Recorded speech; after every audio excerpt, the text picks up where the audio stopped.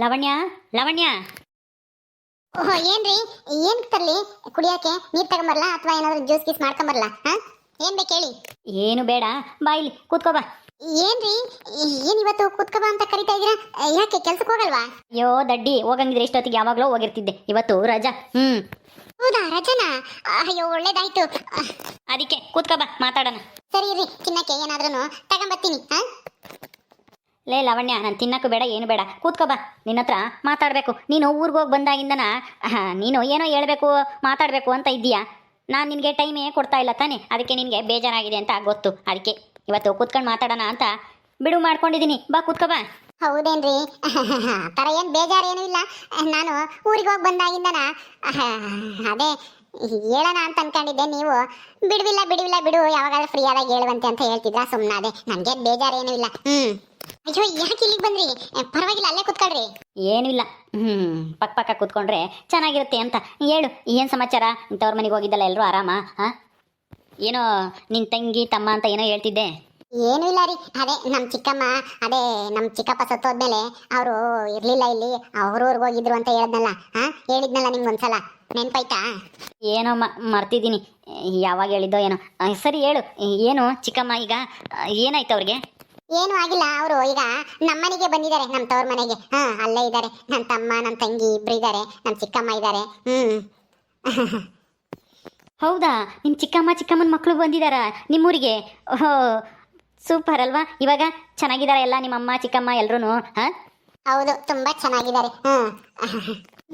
ಏನು ಮತ್ತೆ ಜೋಡಿ ಮನೆಗೆ ಯಾರು ಇಲ್ಲ ಅಂತ ಕೂತ್ಕೊಂಡು ಮಾತಾಡ್ತಿರೋದು. ನಾನು ಬಂದಿರೋದು ಒಂದಿಷ್ಟು ಮೈ ಮೇಲೆ ಪ್ರಜ್ಞೆನೇ ಇಲ್ಲ, ಹಂಗೆ ಮಾತಾಡ್ತಾ ಇದ್ದಾಳೆ ಅವಳು. ಮಾತಾಡಲಿ. ಅಲ್ಲ, ನಿಮ್ಮ ಚಿಕ್ಕಪ್ಪ ಮತ್ತೆ ನಿಮ್ಮಪ್ಪ ಇಬ್ಬರೇನು ಅಣ್ಣ ತಮ್ಮಗಳು? ಹೌದು, ನಮ್ಮ ಚಿಕ್ಕಪ್ಪ ಮತ್ತೆ ನಮ್ಮಪ್ಪ ಒಬ್ರು, ಆಮೇಲೆ ನಮ್ಮ ಅತ್ತೆ ಒಬ್ರು. ಅದೇ ಅವತ್ತು ಬಂದಿದ್ನಲ್ಲ ಲೋಕೇಶ್ ಅಂತ, ಅವ್ನ ಕರ್ಕ ಅವ್ನಿಗೆ ಹೆಣ್ಣು ನೋಡಕ್ಕಂತ ಬಂದಿರಲ್ವ, ರೀಮನ್ ನೋಡ್ಕೊಂಡು ಹೋದ್ರಲ್ಲ ಅವತ್ತು. ಅವರೊಬ್ರು, ನಮ್ಮ ಅತ್ತೆ, 3 ಜನ. ಹೌದಾ, ಮತ್ತೆ ನಿನ್ನ ತಮ್ಮ ಮತ್ತೆ ತಂಗಿ ಏನು ಮಾಡ್ತಾ ಇದ್ದಾರೆ? ನನ್ನ ತಮ್ಮ ಕಿರಣ್ ಅಂತ, ನನ್ನ ತಂಗಿ ಓದ್ತಾ ಇದ್ದಾಳೆ ಇನ್ನೂ. ಅವಳೇನೋ ಫಸ್ಟ್ PUC. ಅದೇ ಇವ ಇಷ್ಟೊತ್ತಿಗೆ ಡಿಗ್ರಿಗೆ ಹೋಗ್ಬೇಕಾಯ್ತು. ಏನೋ ಹುಷಾರಿಲ್ಲದೆ 2 ವರ್ಷ ತಪ್ಪಿಸ್ಕೊಂಡಿದ್ಲಂತೆ ಸ್ಕೂಲ, ಹಂಗಾಗಿ ಹಿಂದೆ ಉಳ್ಕೊಂಡಿದ್ದಾಳೆ. ಈಗೇನು ಅದೇ ನಮ್ಮ ಲೋಕಿ ಇದ್ದಾನಲ್ಲ, ಅವನಿಗೆ ಮದುವೆ ಮಾಡಬೇಕು ಅಂತ ಮಾತುಕತೆ ಆಡ್ತಾ ಇದ್ದಾರೆ. ಆದರೆ ಅವನು ಕಿರಣ ಏನು ಕೆಲಸ ಇಲ್ಲ, ಅವನು ಓದೋದು ಅರ್ಧಕ್ಕೆ ಬಿಟ್ಟು ಕೆಲಸಕ್ಕೆ ಅಂತ ಸೇರಿಸಿದ್ರಂತೆ ನಮ್ಮಪ್ಪ. ಆದರೆ ಅದನ್ನ ಅರ್ಧಕ್ಕೇನೆ ಬಿಟ್ಟು ಈಗ ಹೊಲದ ಕೆಲಸ ಮಾಡ್ಕೊಂಡಿದ್ದಾನೆ.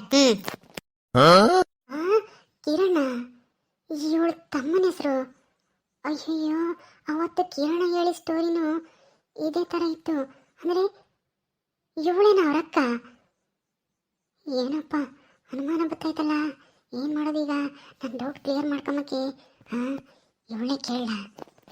ಅವರಿಬ್ರು ಮಕ್ಕಳು ಬಂದಿರೋದ್ರಿಂದ ನಾನು ನಿಮ್ಮ ಅಮ್ಮಗೆ ನಿಮ್ಮ ಅಪ್ಪಗೆ ಇವಾಗ ಬೇಜಾರಾಗಲ್ಲ ಅಲ್ವೇ? ನಿನ್ನ ಮದುವೆ ಆಗಿ ಬಂದಾಗ ಅವ್ರು ಬೇಜಾರಾಗಿತ್ತು, ಒಬ್ಬಳೆ ಮಗಳು ಗಂಡನ ಮನೆಗೆ ಕಳಿಸಿದ್ವಿ ಅಂತ ಬೇಜಾರು ಮಾಡ್ಕೊಂಡಿದ್ರು. ಈಗ ನಿಮ್ಮ ಚಿಕ್ಕಮ್ಮನ ಮಕ್ಕಳು ಬಂದಿರೋದ್ರಿಂದ ಬೇಜಾರೆಲ್ಲ ಹೊರಟೋಗಿರುತ್ತಲ್ವಾ?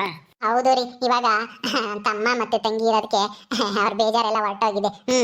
ಆದರೆ ತನ್ನ ಮಕ್ಕಳು ಇದ್ದಂಗೆ ಯಾರೋ ತಂದೆ ತಾಯಿನ ಪ್ರೀತಿ ಮಾಡಲ್ಲ ಅಲ್ವಾ? ಅಣ್ಣನ ಮಕ್ಕಳು ತಮ್ಮನ ಮಕ್ಕಳು ಆಗಲಿ ಯಾರು ಅಷ್ಟು ನಮ್ಮ ಮಕ್ಕಳು ಥರ ಪ್ರೀತಿ ಮಾಡೋಕ್ಕೆ ಸಾಧ್ಯನೇ ಇಲ್ಲ. ನಮ್ಮ ಮಕ್ಕಳೇ, ಬೇರೆಯವ್ರ ಮಕ್ಕಳು ಬೇರೆಯವ್ರ ಮಕ್ಕಳೇನೆ. ಆದ್ರೂ ಏನು ಯಾರು ಇಲ್ಲ ಅನ್ನೋ ಕೊರತನೆ ನಾನು ನೀಗ್ಸಿದ್ದಾರೆ ನನ್ನ ತಮ್ಮನೂ ತಂಗಿನ ಮನೆಗೆ ಬಂದು. ನಮ್ಮಮ್ಮ ಹಂಗೆ ಹೇಳ್ತಾ ಇದ್ರು. ಅಲ್ಲ ಲವಣ್ಯ, ನಿನ್ನ ತಮ್ಮನ ಹೆಸರು ಕಿರಣ? ಹ್ಞೂ ಕಣೆ ಸೀಮಾ, ಯಾಕೆ? ಏನು ಕಿರಣ ಗೊತ್ತಾ ನಿನಗೆ? ಇಲ್ಲ ಗೊತ್ತಿಲ್ಲ. ಅಲ್ಲ,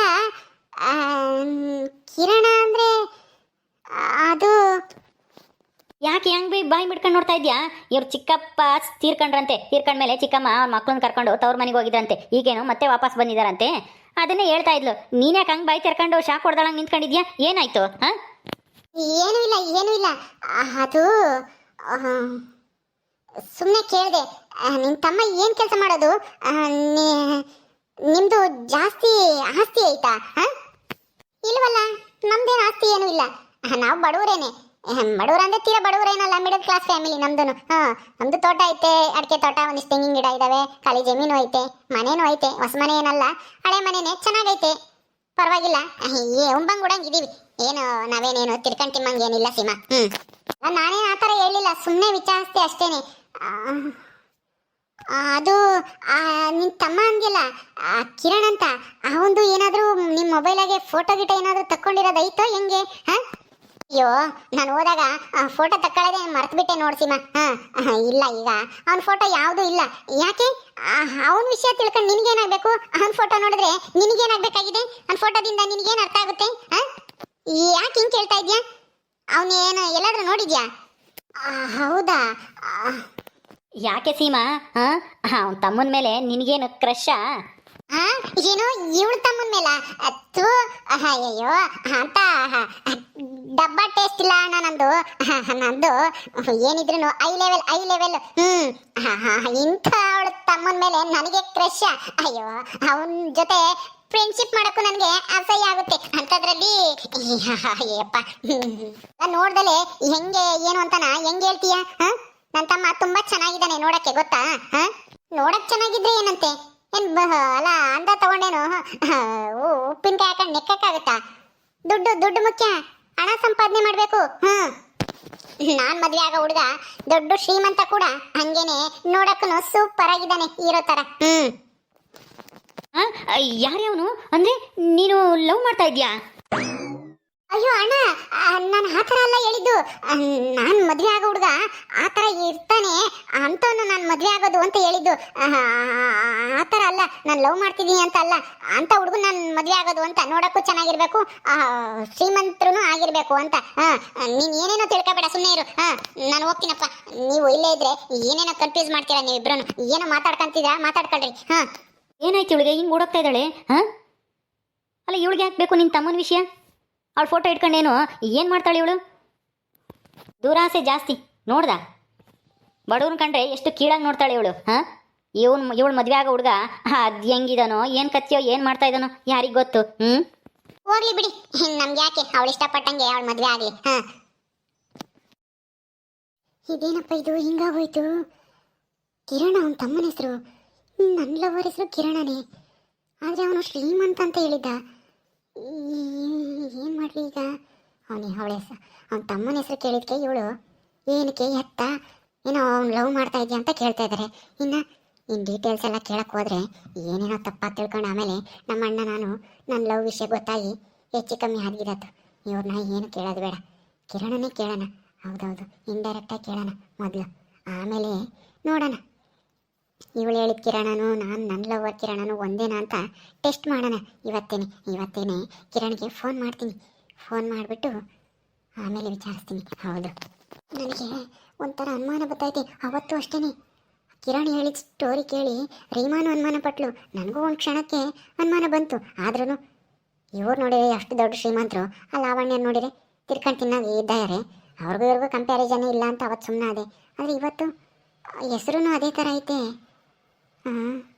ಇವಳನ್ನ ಈ ಲಾವಣ್ಯನ ಏನು ಕೇಳಬಾರ್ದು, ಕೇಳಿದ್ರೆ ಸುಮ್ಮನೆ ಯಾಕೆ ಇಲ್ಲದ್ದೆಲ್ಲ ಕತೆ ಕಟ್ಟಿ ಹೇಳ್ತಾಳೆ. ಇವಳು ಸುಳ್ಳು ಹೇಳಿದ್ರು ಹೇಳ್ಬೋದು, ಹೇಳೋಕ್ಕಾಗಲ್ಲ. ಹೌದು, ಕಿರಣನೇನೆ ಪರೀಕ್ಷೆ ಮಾಡೋಣ. ಡೈರೆಕ್ಟಾಗಿ ಕೇಳೋದು ಬೇಡ, ಇಂಡೈರೆಕ್ಟಾಗಿ ಕೇಳೋಣ, ನೋಡೋಣ ಅದಲ್ಲಿ. ಈಗಲೇ ಫೋನ್ ಮಾಡ್ತೀನಿ. ರೀಮಾರ್ ಮನೆ ಹತ್ರ ಹೋಗಿ ರೀಮನ್ ಕರ್ಕೊಂಡು ಹೋಗಿ ಭೇಟಿ ಮಾಡಿ ಬರ್ತೀನಿ ಅವನ್ನ, ಕಿರಣನ. ಇವತ್ತು ಏನು ಅಂತ ಗೊತ್ತಾಗಲೇಬೇಕು. ಯಾಕೋ ಅವತ್ತಿಂದ ಮನಸ್ಸು ಯಾಕೋ ಚಡ್ಪಡಿಸ್ತಾ ಐತೆ ರೀಮಾ ಗಂಧಾಯಿಂದನ. ಆದ್ರೂ ನಾನು ನಂಬಿಕೆ ಕಳ್ಕೋಬಾರ್ದು. ಅವನ ಮೇಲೆ, ಕಿರಣ್ ಮೇಲೆ ಅನುಮಾನ ಪಟ್ಟರೆ ಸುಮ್ಮನೆ ಪಾಪ ಅವನು ಬೇಜಾರಾಗ್ತಾನೆ ಅಂತ ಸುಮ್ಮನೆ ಆಗಿದ್ದೆ. ಆದರೆ ನನ್ನ ಅನುಮಾನ ಇವತ್ತು ಇನ್ನೂ ಜಾಸ್ತಿ ಆಗ್ತಾ ಇದೆ.